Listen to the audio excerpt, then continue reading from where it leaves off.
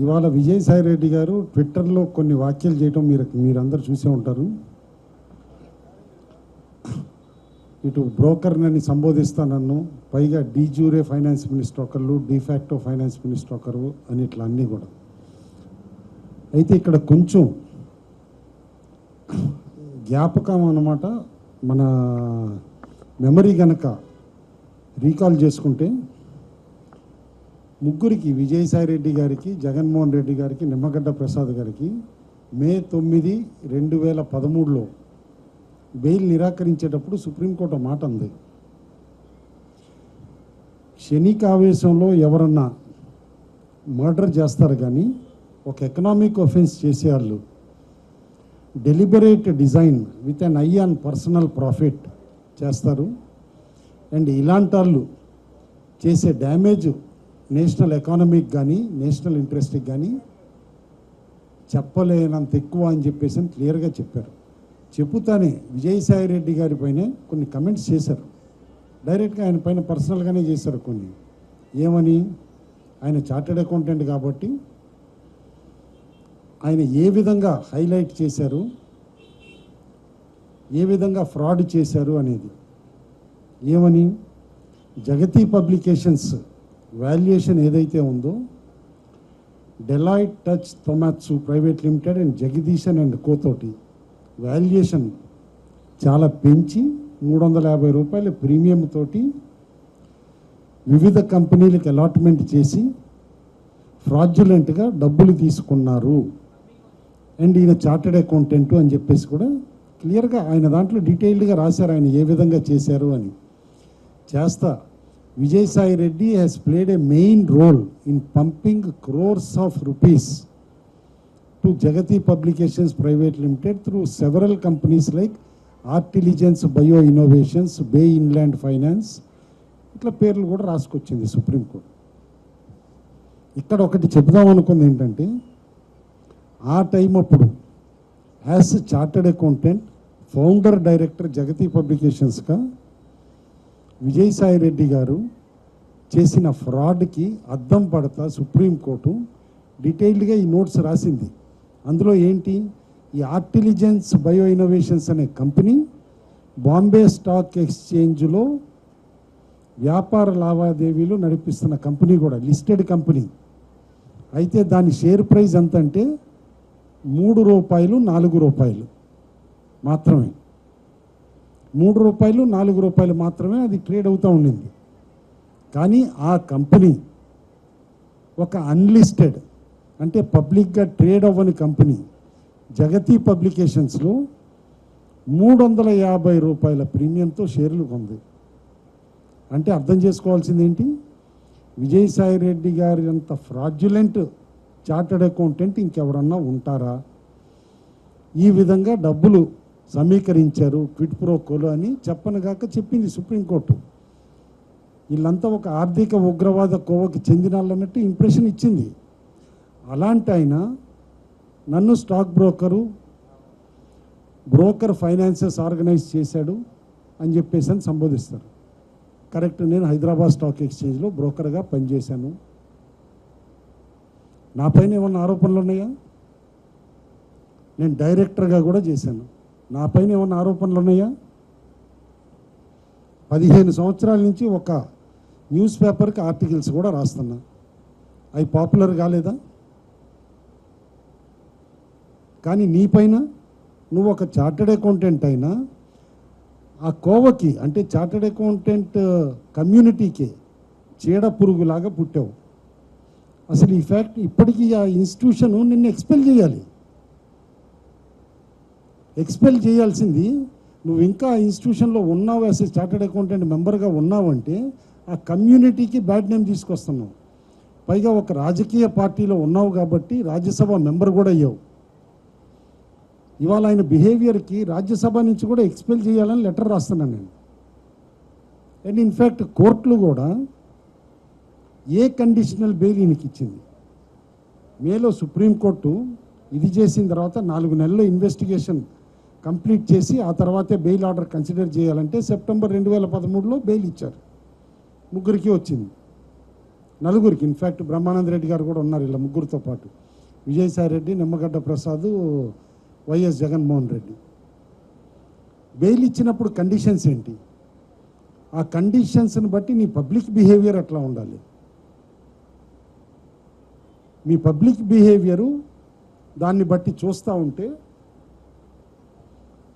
Bail conditions violate చేశారు. In fact court should recall his bail and put him behind bars again అంటున్నాను నేను.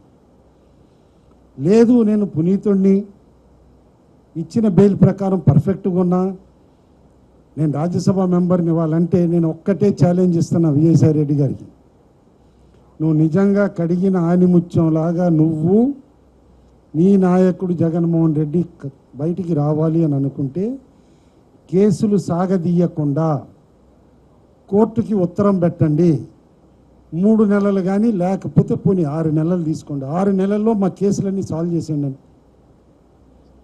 మేము ఒక్క అడ్జర్న్మెంట్ అడగం, మేము ఒక్క పోస్ట్పోన్మెంట్ అడగం. ట్రయల్కి తీసుకొచ్చి కంప్లీట్ చేయమని అడగమనండి. ఆ దమ్ము, ధైర్యం, చీవు, నెత్తురు ఉందేమో.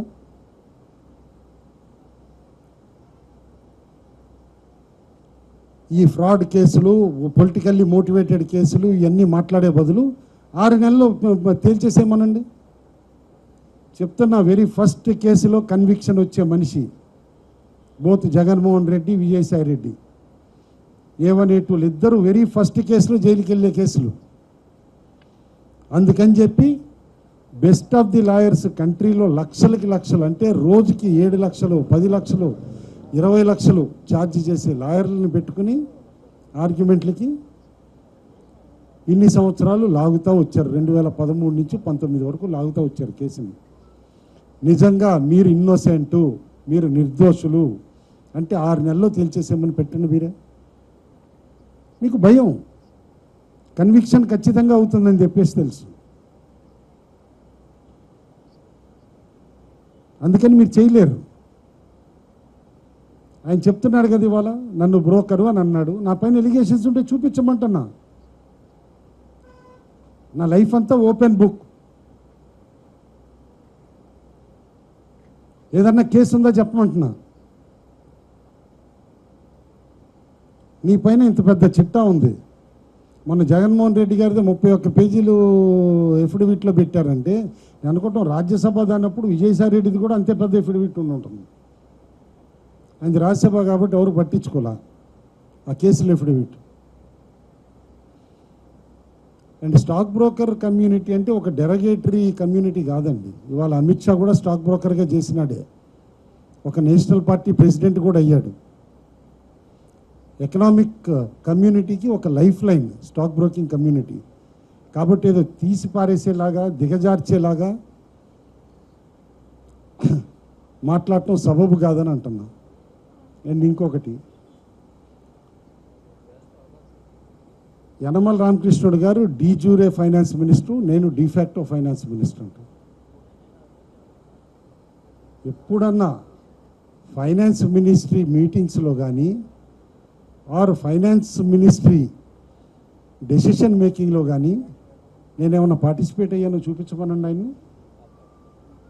పర్టికులర్ సబ్జెక్ట్స్లో రివ్యూకి నన్ను ఇన్వైట్ చేసినప్పుడే నేను అటెండ్ అయ్యాను యాజ్ ప్లానింగ్ బోర్డ్ వైస్ చైర్మన్గా. బడ్జెట్ ప్రిపరేషన్ అవునండి, అన్నిట్లో రివ్యూస్ అప్పుడు మాత్రం ఖచ్చితంగా అటెండ్ అయ్యాను. Because role of planning board is as advisory role. Vice చైర్మన్గా డిఫరెంట్ కమిటీస్లో ఉన్నా, దాదాపు 12 కమిటీస్లో ఉన్నా, ఇంక్లూడింగ్ ఇండస్ట్రియల్ ఇన్సెంటివ్స్ అడ్వైజ్ అవని వీటన్నిటిలో కూడా. కాబట్టి అటెండ్ అయ్యాను. అత్యంత సీనియర్ మోస్ట్ నాయకులు యనమల రామకృష్ణుడు గారు, one of the maximum number of budgets present చేసిన నాయకులు వారు, ఎక్స్పీరియన్స్డ్. ఆయన్ని అవమానపరిచేలాగా మాట్లాడటం కరెక్ట్ కాదు అని అంటున్నా. యనమల రామకృష్ణుడు గారికి ఉన్న ఎక్స్పీరియన్స్లో విజయసాయి రెడ్డి గారి ఎక్స్పీరియన్స్ ఒక 1-2% అండి. కానీ ఇవాళ ఆయన చేసే బిహేవియరు, ట్విట్టర్లో ఇవాళ అన్నారు అని అంటే క్యాజువల్గా ట్విట్టర్ హ్యాండిల్ ఆయన ఓపెన్ చేసి చదివా నేను. ఇంత డెరోగేటరీ లాంగ్వేజ్ అంటే అసభ్యకరమైన పదజాలం ఒక రాజ్యసభ మెంబర్ అయ్యి ఉండి ఎడ్యుకేటెడ్ సిఏ అనే మనిషి ట్విట్టర్లో వాడిన పదజాలం కానీ చూస్తే నిజంగా అసలు చాలా బాధపడాల్సిన విషయం. సిగ్గుశరం లేదనుకుంటే ఈ మధ్య ఒకరు చెప్పారు సోషల్ మీడియాలో, తెలంగాణలో మా దగ్గర 3 కేటగిరీలు ఉన్నాయండి, L1, L2, L3 అన్నారు. నాకు అర్థం కాల ఫస్ట్. ఏంటమ్మా L1, L2, L3 అంటే టెండర్స్లో అంటాం కదా మనం, ఫస్ట్ వచ్చిన వాళ్ళు L1, సెకండ్ వచ్చిన వాళ్ళు L2, థర్డ్ వచ్చిన వాళ్ళు L3 అని. ఏంటి అని అడిగాను. సార్ మా దగ్గర L1 అంటే loafer sir, first loafer 1, L2 అంటే లోఫరు లఫూటు, అదే L3 అంటే లోఫర్ లఫూట్ లఫంగా, ఆ గ్రేడింగ్ ఇస్తాం నాయకులకి అన్నాం. చూస్తే ఇవాళ ఈయన థర్డ్ కేటగిరీకే ఉన్నాడు, L3 కేటగిరీకి. ట్విట్టర్లో లాంగ్వేజ్ చూడండి, ఎవరైనా చూడండి, ఒక ఎడ్యుకేటెడ్ పర్సన్ లాంగ్వేజ్, ఒక రాజ్యసభ మెంబర్ లాంగ్వేజ్ ఆ విధంగా ఉంటుందా ఆయన ట్విట్టర్ హ్యాండిల్లో? దేశం మొత్తంలో ఎవరి ట్విట్టర్ హ్యాండిల్ అయినా సరే, ఏ రాజ్యసభ ఎంపీది కానీ లోక్సభ ఎంపీది కానీ చూడండి, ఈయన అసభ్యకరంగా రాసిన పదజాలం కంటే ఘోరంగా ఇంకెవ్వరిది లేదు. అంటే ఒక మెంటల్ సిక్నెస్ ఉంది ఆయనకి.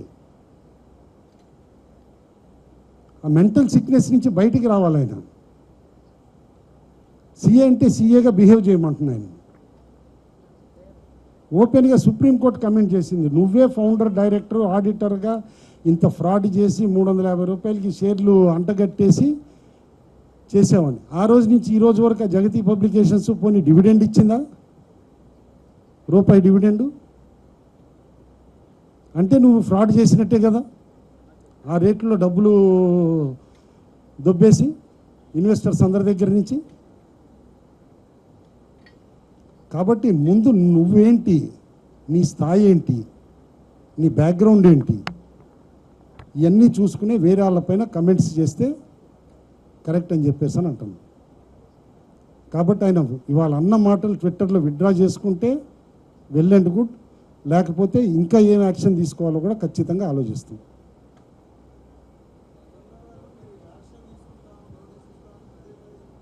సుప్రీంకోర్టు కనుక ఏదైతే ఆర్డర్లో రాసిందో, ఏది ఇన్ఫ్లేట్ చేసి జగదీశన్ అండ్ కంపెనీని, డెలాయిట్ని ఇన్ఫ్లుయెన్స్ చేసి 350 రూపాయల చొప్పున ప్రీమియం కలెక్ట్ చేసి డబ్బులు దొబ్బేసిన రకాలం అయితే కాదు,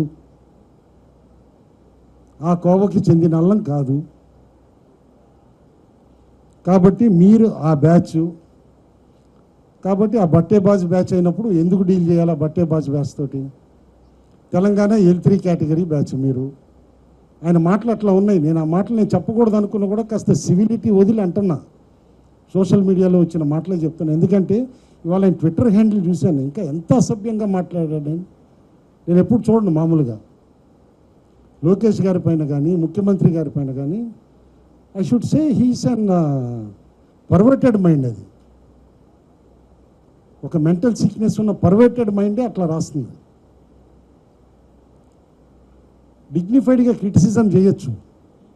చాలామంది సోషల్ మీడియాని క్రిటిసిజంకి వాడతారు.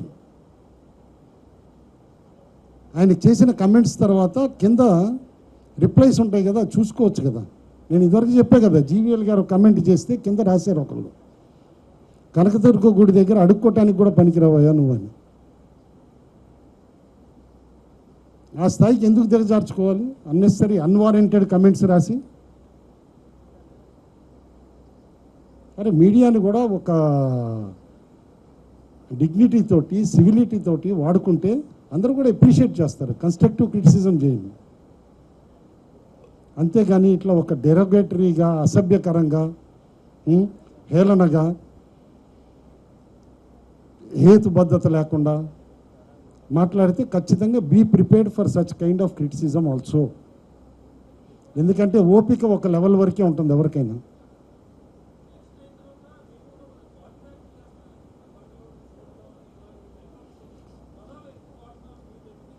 అవునండి, వాళ్ళ క్రిటిసిజం ఏ విధంగా ఉంది, అవతల వాళ్ళ రాతలు ఏ విధంగా ఉన్నాయి, అది కాదు అవతల వాళ్ళ రాతలు, చేతలు, మాటలు ఎట్లా ఉన్నాయి. న్యూటన్స్ లా ఒకటి ఉంది, ఈక్వల్ అండ్ ఆపోజిట్ రియాక్షన్ అని ఉంటుంది. ఈక్వల్ అండ్ ఆపోజిట్ రియాక్షన్ కూడా అవతలాడి చేతలు బ్యాడ్గా ఉంటే ఇక్కడి నుంచి కూడా బ్యాడ్గా ఎక్స్పెక్ట్ చేయండి, రాతలు బ్యాడ్గా ఉంటే ఇటు నుంచి కూడా బ్యాడ్గా ఎక్స్పెక్ట్ చేయండి.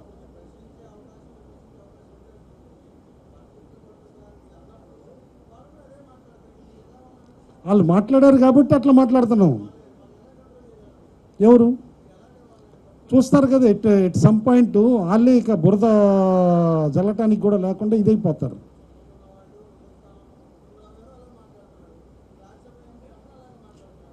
నేను ఇవాళ మాట్లాడిందంతా కూడా నేను సొంతంగా ఒక వాక్యం చెప్పలేదండి. మీడియాలో ఉన్న వ్యాఖ్యలే చెప్పాను, నేను సోషల్ మీడియాలో ఉన్న మాటలే చెప్తున్నా. నేను వేరేది ఏది చెప్పట్లా, వాళ్ళ హ్యాండిల్లో ఉన్న మాటలే చెప్తున్నా. వాళ్ళ పైన వాళ్ళు క్రిటిసైజ్ చేయటమే, కింద ఎవరైతే రిప్లైస్ రాసుకుంటూ వచ్చారో అయ్యే చదివి వినిపిస్తున్నా. అంతేగాని నాకు ఆ భాష రాదు, నేర్చుకోదలుచుకోలేదు, నేర్చుకోం కూడా. ఎందుకంటే అట్లా శవాల పైన పేలాలు ఏరుకునే బ్యాచ్ అది ఉన్నమాట చెప్తున్నది. శవాల పైన పేలాలు ఏరుకునే బ్యాచ్ దురదృష్టకరం. అలాంటి వాళ్ళతో డీల్ చేయాల్సి వస్తుంది. డీల్ చేయాల్సి వచ్చేటప్పుడు బాధతోనే మాట్లాడుతున్నాం.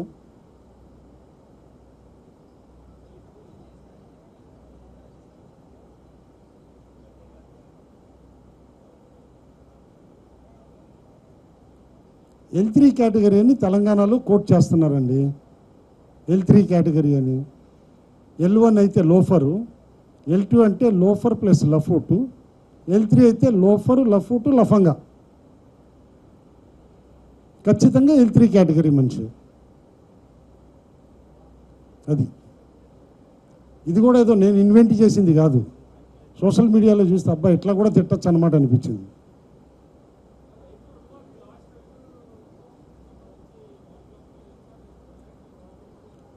ఫైనాన్షియల్ ప్రాబ్లం ఏమీ లేదండి. బడ్జెట్ ప్రొవిజన్ చేసి 8వ తారీఖు నుంచి ఇవ్వటం కూడా మొదలుపెట్టాం. బిల్స్ కూడా సబ్మిట్ చేయటం జరిగింది. ఫస్ట్ బిల్లు క్లియర్ అయ్యి 500 కోట్లు రిలీజ్ కూడా అవ్వటం జరిగింది.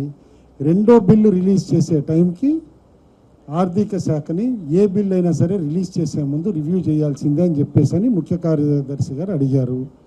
అక్కడికి ఆగింది. ఇవాళ డెసిషన్ తీసుకోవాల్సింది కూడా ఏదైతే కనుక ఆపుతున్నారో, ఎవరైతే కనుక దీన్ని ఆపుతున్నారో వాళ్ళు డిసైడ్ చేయాలి. బడ్జెట్లో ప్రొవైడ్ చేశాం కదన్నా, మీరు డిపార్ట్మెంట్ని అడగండి. అది నేను డైరెక్ట్గా క్వశ్చన్ చేయలేను కదా, నేను డైరెక్ట్గా క్వశ్చన్ చేయలేను. డైరెక్ట్గా డిపార్ట్మెంట్ని అడగండి.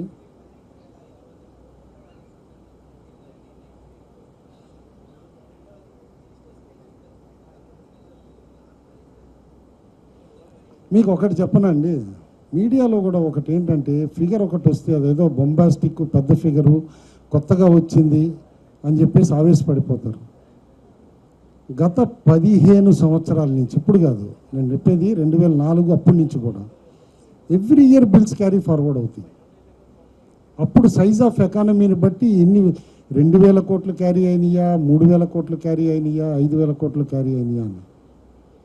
అజయ్ కల్లాం గారు ఆర్థిక శాఖలో ఉన్నప్పుడు ఎన్ని బిల్లులు క్యారీ ఎవరైనాయండి? 7,500 కోట్లు క్యారీ కాలేదా? ఇండస్ట్రియల్ ఇన్సెంటివ్స్ ఆఖరి నెలలో ఇవ్వలేదా 2015లో? అప్పుడు మీరందరూ కూడా క్రిటిసైజ్ చేశారా? ఇండస్ట్రీస్కి ఊతం ఇవ్వాలి అని చెప్పేసి అని ఇన్సెంటివ్స్ అని 2015 మార్చి లోపలే ఇస్తే ఆ డబ్బులన్నీ ఇచ్చేస్తారా ఇప్పుడే అని చెప్పేసి అనలేదా? అప్పుడు ఆర్థిక కార్యదర్శి ఎవరండి? కల్లం అజయ్ రెడ్డి గారు కదా.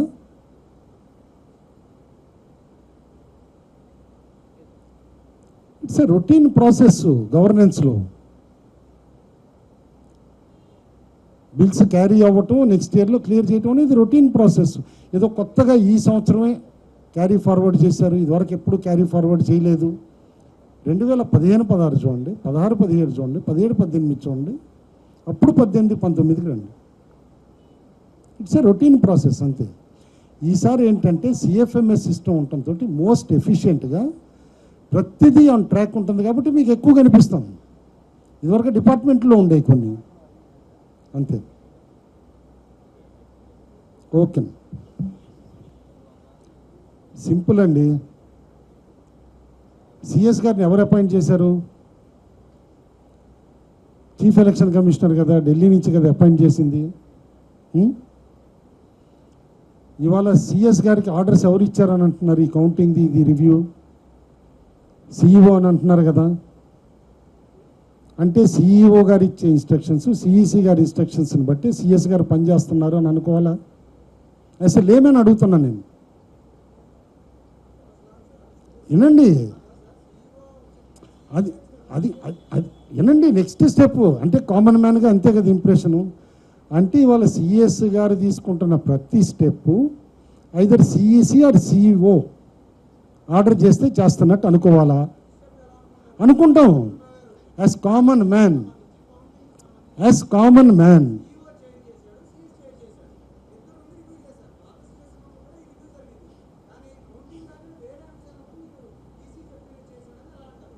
అనుకోవాల్సి వస్తుంది. అంతే కదా. ఎందుకంటే సిఎస్ఈస్ అండర్ హూమ్ నౌ కాదు under whom. It's as simple as that. And simple నేను చెప్తున్నాను. Either he is acting on behalf of chief election commissioner or CEO at local level. If he is not acting on behalf of them, సొంతంగా act చేస్తూ ఉంటే asset చేయమనండి. ఆయన్నే ఒక press పెట్టమనండి, పెట్టి ఆయన్నే ఎక్స్ప్లెయిన్ చేసుకోమనండి పొజిషను. పబ్లిక్ క్లారిటీ వచ్చేస్తుంది కదా. ఇప్పుడు ముఖ్యమంత్రి గారు చేస్తే, సీజనల్ రివ్యూ చేస్తే కూడా అంటారు మీడియాలో. నేను ఇప్పటికి ఒక 4 సార్లు చెప్పాను. కేంద్ర మంత్రివర్గం మీట్ అయ్యింది, 20 డెసిషన్లు తీసుకుంది. ఈవెన్ ఈస్టర్ పండుగ వస్తుందని జీతాలు ముందు ఇవ్వటానికి లాంటి క్రూషియల్ డెసిషన్స్ కూడా తీసుకుంది. మీడియాలో ఎక్కడన్నా రాస్తారండి? వెబ్సైట్కి వెళ్ళి పిఐబి ఇష్యూ చేసింది కదా, మొత్తం షీట్ డెసిషన్స్ తీసుకుంది. దాని గురించి మాట్లాడరా? అంటే యూనియన్ క్యాబినెటే కలిసింది, 20 డెసిషన్ తీసుకుంది. ఏప్రిల్ 15 మీ మొబైల్లో కొడితే కూడా లిస్ట్ ఆఫ్ డెసిషన్స్ అన్నీ వస్తాయి. యూనియన్ క్యాబినెట్ మీటింగు ఏప్రిల్ 15 నాటిది. దాని గురించి రాయరు మీడియాలో. అంటే ప్రెషర్, మీడియా పైన కూడా అంత ప్రెషర్ ఉందా? కేంద్ర ప్రభుత్వం క్యాబినెట్ అయితే రాయకూడదు. ముఖ్యమంత్రి గారు ఒక సీజనల్ రివ్యూ చేస్తే, పోలవరం కానీ సిఆర్డిఏ సివిల్ వర్క్స్ వానాకాలం వచ్చే లోపల కుంటు పడకుండా తొందరగా చేయండి అని రివ్యూ చేస్తే, దాన్ని భూతద్దంలో పెట్టేసి ఎలక్షన్ కమిషన్ కంప్లైంట్ల దగ్గర నుంచి దీనికి. ఇప్పుడు నిన్న మోడీ గారు ఉన్నారు, ఓటేసి స్పీచ్ ఇస్తాడండి, దానిపైన కూడా కంప్లైంట్ ఉండదన్నమాట. సువోమోటో నోటీస్ ఇష్యూ చేయమనండి సిఈసిని. ధైర్యం ఉందా సిఈసికి? మీడియా అంతా కూడా హాస్యాస్పదం అయ్యారు. సీఎంల బళ్ళు హెలికాప్టర్లేమో చెకింగ్ చేస్తారు, ప్రధానమంత్రి హెలికాప్టర్ చెకింగ్ చేద్దామని అన్న ఆఫీసర్నేమో సస్పెండ్ చేస్తారు. దానిపైన ఉండదు. పైగా మైనారిటీ కమ్యూనిటీ ఆఫీసర్ ఐఏఎస్, తనకు షోకాజ్ నోటీసులు ఇస్తారు. ఇది అంటే ఏంటి? ప్రధానమంత్రి అన్న భారతీయ జనతా పార్టీ అంటే అంత భయం.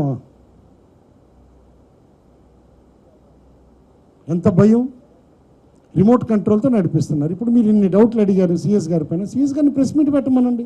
What stops him from keeping a press meet to clarify his position? ప్రజలందరికీ కూడా కావాలి రోల్ క్లారిటీ. అవును, నేను ఇవాళ రాష్ట్రంలో హయ్యెస్ట్ సివిల్ సర్వెంట్ని, నాకు ఈ పవర్స్ ఉన్నాయి, నేను ఇది చేయగలను అని చెప్పానండి. క్లారిటీ వస్తుంది కదా. గవర్నెన్స్ గురించి నాకు పెద్ద ఎక్స్పీరియన్స్ లేదు, ఈ 5 సంవత్సరాలు తప్పితే. ఆయనకైతే 30 సంవత్సరాల సర్వీస్ ఉంది. నేనేమైనా తప్పు చెప్పి ఉండొచ్చు ఆయన రైట్స్ పైన, మాట్లాడమనండి. I'm saying he is acting on behalf of chief election commissioner, and chief election commissioner in turn is acting on Bharatiya Janata Party instructions.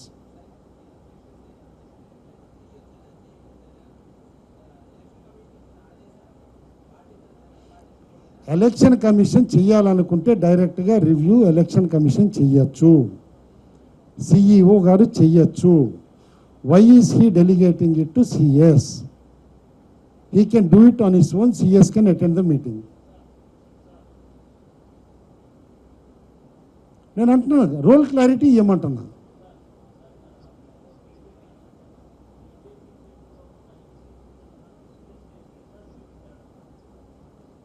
ఆ అనుమానాలు వస్తున్నాయి కదా. నేను అందుకే కదా రోల్ క్లారిటీ ఇవ్వమంటున్నా. అండ్ ఇక్కడ చూడండి ఎంత పక్కాగా 2 రోజులు వైఎస్ఆర్సీపీ నాయకులు మాట్లాడి వాళ్ళ పాపం కంఠశోష వచ్చి రెస్ట్ తీసుకోగానే బీజేపీ వాళ్ళు తయారవుతారు.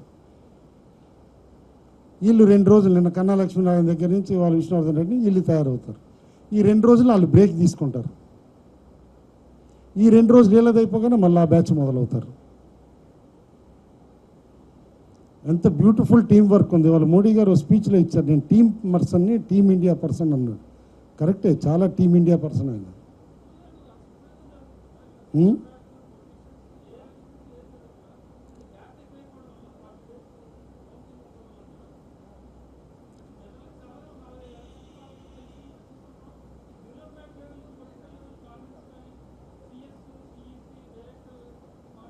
ఎక్కడైతే స్టేట్స్లో అసెంబ్లీ పార్లమెంట్ రెండూ ఒక చోట జరిగినాయో అక్కడ ఈ గ్యాప్ ఎక్కువ ఉంటుంది. ఒరిస్సాలో కూడా అవుతుంది. మీరు ఇక్కడ చదువుతున్నారు కానీ అక్కడ చోట్ల ఒరిస్సాలో కూడా ఈక్వల్లీ ప్రాబ్లం వస్తుంది.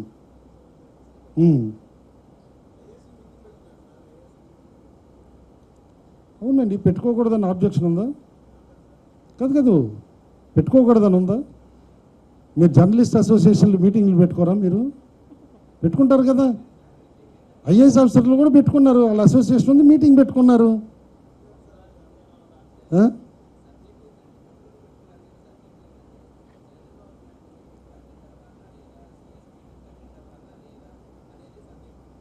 కాదని చెప్పారా? మీటింగ్ అయిన తర్వాత ప్రవీణ్ కుమార్ గారు చెప్పిన దాంట్లో ఆ మాట ఉందా? లేని ఎందుకు నోట్లో పెడతారు మీరు మాటలు? కాదు అది కూడా లేదు. అది కాదు, ఒఫీషియల్గా అది కూడా లేదు. ఒఫీషియల్గా అది కూడా లేదు. అందుకని నోట్లో మాటలు పెట్టద్దు మీరు. అది కాదు, పాపం వాళ్ళకు కూడా రెస్ట్ కావాలి. మోడల్ కోడ్ ఆఫ్ కాండక్ట్ ఉంది, అందుకని అందరూ కలిశారు. అది కాదమ్మా, ప్రతి ప్రచారానికి మీరు ఏదో ఒకటి అంటగడితే అట్లా చెప్పండి.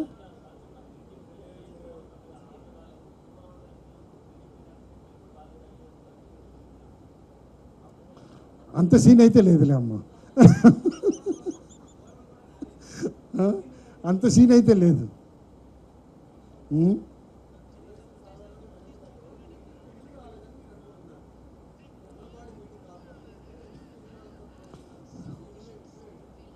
నా వ్యూ అయితే ఏది లేదు. బట్ ఇన్ జనరల్ ఏంటంటే సమ్మర్లో పొలిటికల్ దగ్గర నుంచి ఆఫీసర్స్ వరకు చాలామంది కూడా ఫ్యామిలీ మెంబర్స్ తోటి హాలిడేస్కి వెళ్తూ ఉంటారు. మేబీ అండర్ హాలిడే ఉన్నారేమో చాలామంది. పైగా అడ్మినిస్ట్రేషన్ కూడా ఎంసీసీ కింద ఉంది కదా, మోడల్ కోడ్ ఆఫ్ కండక్ట్ కింద ఉంది కదా, మనకేం పని ఉందని సెలవుల్లో ఉన్నారేమో. అనుకోకూడదని ఉందా? అది కాదు, రాజకీయ నాయకులు వెళ్ళట్లేదా సెలవులకి? ప్రతిపక్ష నాయకుడు స్విట్జర్లాండ్కి వెళ్ళలేదా మరి? మమ్మల్ని వెళ్ళే పరిస్థితి కల్పించట్లేదు కదా. వెళ్దాం అనుకుంటే కూడా పరిస్థితి కల్పించట్లా. రోజు ఫోన్లు, నా రుణమాఫీ ఎప్పుడు వస్తుంది, 4వ ఇన్స్టాల్మెంటు, నా సీఎంఆర్ఎఫ్ చెక్ ఎప్పుడు వస్తుంది, ఇవే ఫోన్లు వస్తున్నాయి. అది కూడా అడగండి అంటున్నా. సిఎస్ గారు కదా ఇప్పుడు ఆల్ ఇన్ వన్ బాస్, ఆయన్నే చూపిస్తున్నారు కదా, అడగమంటున్నా రివ్యూ. అవును, మేము చెక్కులు కూడా ప్రజెంట్ చేసాం, ఆర్థిక శాఖలో ఉన్నాయి, అడగమనండి. ప్రొవిజన్ చేసి ఉంది, ప్రొవిజన్ చేసిన డబ్బులు ఇవ్వాలి కదా. ఆర్థిక మంత్రి గారు కూడా వాళ్ళు చెప్పారు కదా, మార్నింగ్ ప్రెస్లో కూడా ఆయన క్లియర్గా చెప్పారు కదా. రుణమాఫీ పైన కూడా క్లారిటీ ఇచ్చారు కదా, మొత్తం ఆయన రూల్ పైన కూడా క్లారిటీ ఇచ్చారు. ఈయన గారు డి జూరే డి ఫ్యాక్టో అని ఏదో మాట్లాడుతూ ఫైనాన్స్ మినిస్టర్ గారిని కించపరుస్తూ రాశారు. గ్రేటెస్ట్ రెస్పెక్ట్ యనమల గారికి నా పైన ఉంది, ఆయన పైన నాకుంది. నా రోల్ నేను ప్లే చేస్తాను, ఆయన as finance minister is fully in control of his ministry, ఆయన రోల్ ఆయన ప్లే చేస్తారు. వాళ్ళ వైఎస్ఆర్సీపీలో అసలు షాడో జగన్మోహన్ రెడ్డికి షాడో విజయసాయి రెడ్డి అంటారు అక్కడ. కాబట్టి అక్కడ సేమ్ ఈ డిజూరే డిఫాక్టోలు అవి కూడా అక్కడ అప్లై అవుతాయేమో. ఎందుకంటే ఇంగ్లీష్లో మంచి పదార్థాలు వాడచ్చు చాలా కావాలంటే.